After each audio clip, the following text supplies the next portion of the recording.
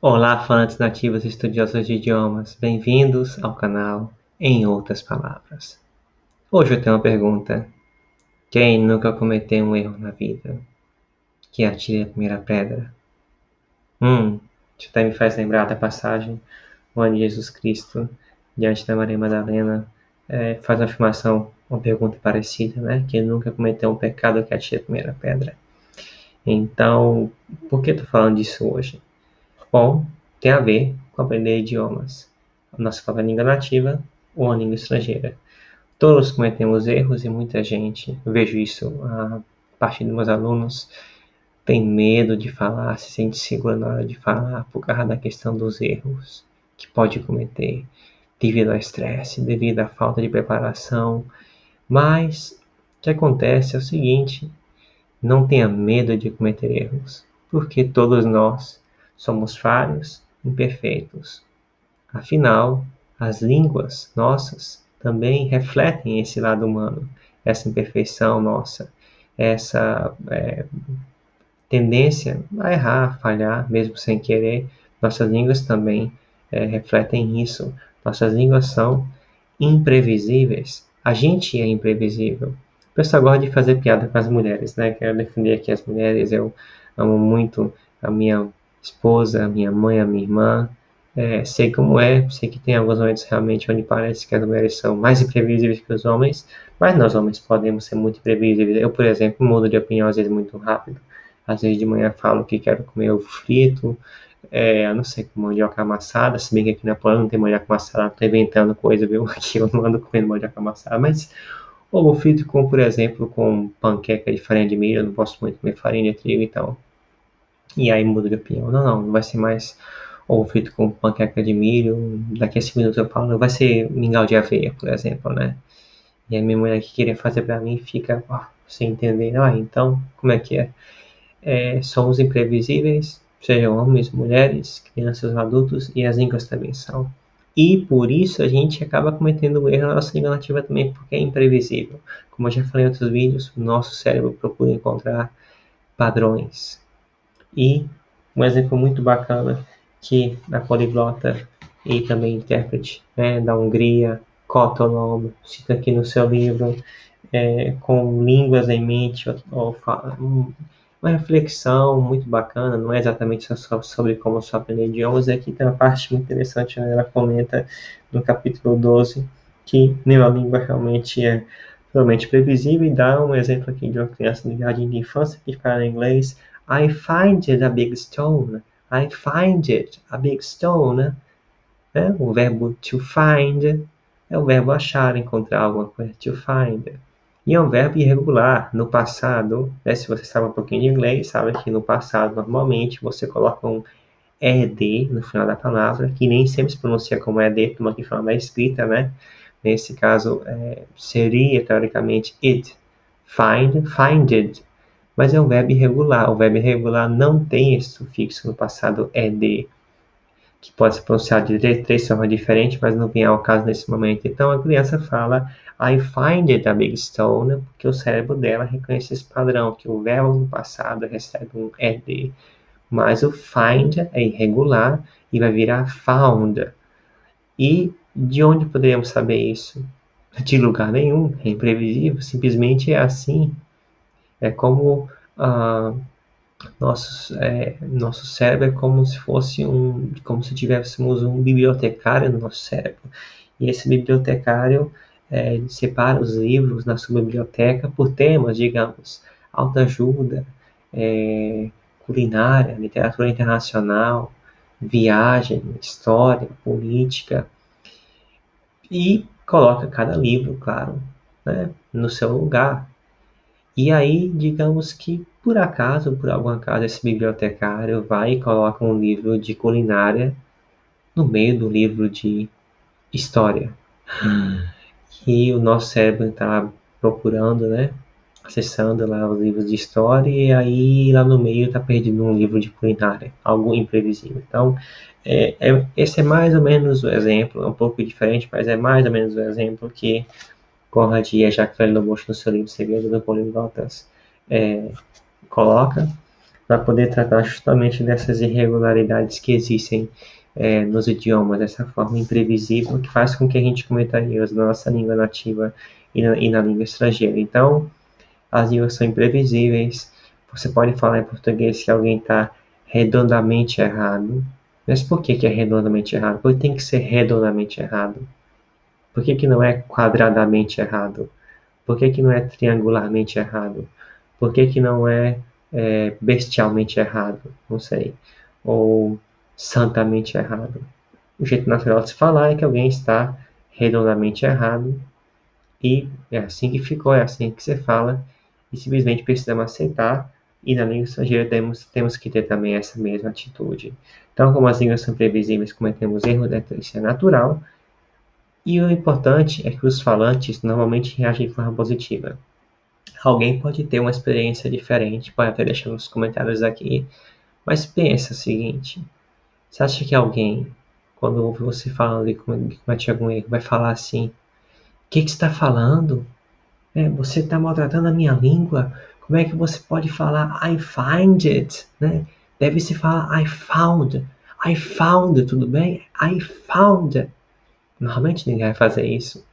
Talvez algumas pessoas tenham tido uma experiência parecida com o professor, infelizmente. Mas, na prática, quando você vai conversar com as pessoas, esse tipo de reação não é o que se encontra. Dizem as más línguas que na França o pessoal gosta muito de corrigir os estrangeiros que falam errado. Eu, como não fui ainda à França, já tive a oportunidade de falar francês com franceses, mas fora da França. Acho que uma vez na França, mas no aeroporto. Acho que eu passei umas 2 vezes pela França em aeroporto e não tive experiência. Minha experiência com o francês foi sempre positiva com relação ao idioma francês. Mas dizem que eles são exceção, né? Se alguém fica falando, cometendo erro, alguns não vão querer falar, viram a cara, não sei bem se é verdade, mas no geral isso não acontece. Simplesmente o que você tem que ter em mente é o tipo de erro, há tipos de erros também. Se a pessoa não entende você porque toda a sua frase está errada, a pronúncia está muito errada, muito incompreensível, a forma como as palavras estão colocadas na frase está muito errada, alguns podem realmente se zangar, ficar irritado, principalmente se você ficar insistindo, repetindo a frase, e se você se irritar porque não está entendendo, porque afinal há alguns tipos de erros. E o erro de você pronunciar com uma pronúncia totalmente diferente do que a pessoa fala, uma junção de palavras totalmente diferente daquela que existe, realmente pode fazer com que algumas pessoas fiquem zangadas, mas no geral a atitude é positiva. E eu sei que muita gente aqui deve estar interessado no inglês, mas eu sei que idiomas menos estudados, que não necessariamente tem menos pessoas, menos falantes, mas menos estudados, menos populares, como por exemplo o polonês. Eu moro aqui na Polônia, é um país que tem cerca de 37 milhões de habitantes, não é pequeno, 37 milhões de habitantes, há países que têm 1 milhão de habitantes, né? 1 milhão de nativos da língua, por exemplo, estoniano, né? Na Estônia mais ou menos isso, 1 milhão e pouco de falantes. E mesmo um país que tem um pouco mais como a Polônia, 36 milhões, os falantes podem ter uma atitude muito positiva quando você comete um erro, porque todos ficam surpresos, admirados pelo fato de você querer falar a língua deles e vão querer te ajudar. Mas, além dessa realidade dos idiomas menos estudados, com relação ao inglês, por exemplo, as pessoas têm normalmente uma atitude muito positiva, porque hoje em dia muitos estrangeiros falam inglês como língua nativa e alguns aprenderam do seu jeito, digamos que com erros que foram incorporados e que são parte da língua, isso acontece. Mas a forma como você expressa, sua feição facial, a forma como você utiliza a voz pode ajudar a pessoa a ter uma atitude mais positiva, mais amiga com você na hora de se comunicar. O importante é tentar se expressar sempre por meio de frases e não só palavras soltas, afinal, palavra solta pode fazer com que você chegue em situações engraçadas. Dou aqui um exemplo da pessoa que chega a senhor na rua e pede water, water, water, water, né?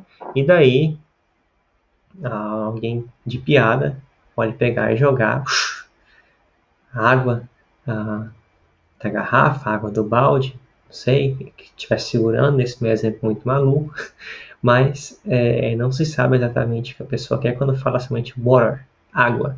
quer comprar água, precisa de água, quer dar água, a pessoa está avisando que outro vai pisar na água, ou de repente está pensando em chuva, que chuva é água. Então, a questão de se comunicar em frase é importante, mas cometer erros, todos cometemos, e normalmente os falantes nativos têm uma atitude positiva, né? Principalmente quando você está viajando, você é turista, muita gente está habituada, inclusive, com estrangeiros que tentam falar de alguma forma, poder se comunicar.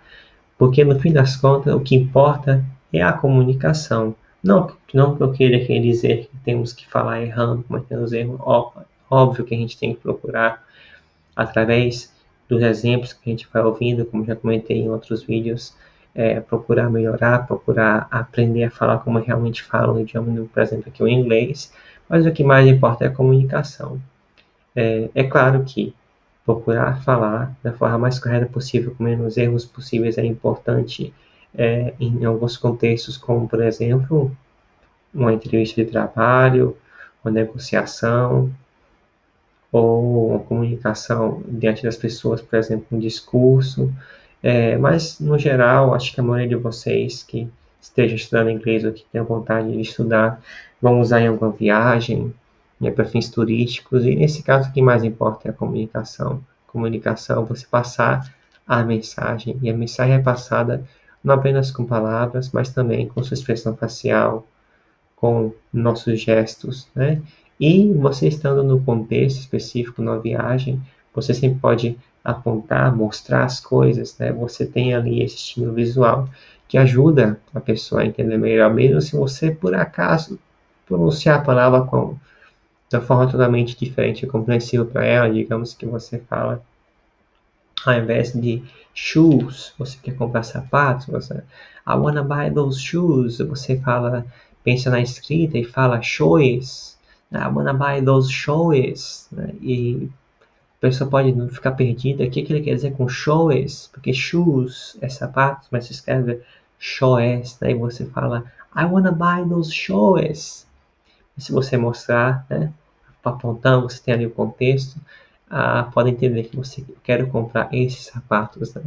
Então, o que mais importa é a comunicação, a mensagem ser passada.